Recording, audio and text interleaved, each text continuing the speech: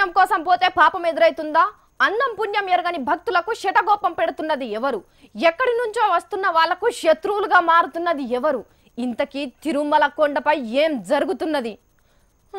అమ్మో, ఇంత సీరియస్ చదువు నాతోని కాదు కానీ ఇది మాత్రం చాలా సీరియస్ వార్త. నేనుల్లా గోవిందా గోవిందా.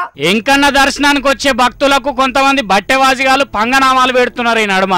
ఇగో ఇన్ని చూస్తున్నారా?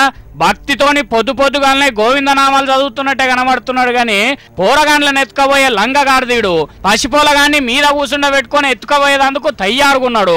పక్క పాయింట్ పిల్లగానోళ్ళవ్వ నిద్రలున్నట్టున్నది, కదులుతలేదు మెసులుతలేదు కదా.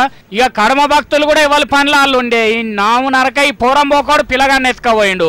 అగజూడుండ్రి వెనకమర్లో ఈ లత్కోరు గాని పెండ్లామే కావచ్చు, బ్యాగులు పట్టుకొని సింగారించుకుంటా పోతున్నది. అగో ఎవ్వరికి కనిపించకుండా పిల్లగాని మీద ఓని కప్పి తీసుకుపోతున్నది. వీళ్ళ ముఖంలో చెప్పు కదనే.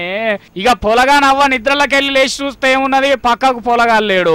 ఆయనతో పోలీసు వాళ్ళకి కంప్లైంట్ రాసిస్తే బుడ్డ కెమెరాల్లో ఎత్తుకంగానే సంటి పొలగాన్ని ఎత్తుకపోయినరని ఎరకైంది. ఇక వాళ్ళని దొరకబట్టే పనిలో పడ్డారు పోలీసు వాళ్ళు. గాని ఎన్ని మాటలు చెప్తలేముల్లా, చిన్న పొలగాండ్లు ఉన్నోళ్ళు జర పైలంగా ఉన్నారని. మొన్న ఏములాడలో కూడా గిట్లనే అయింది.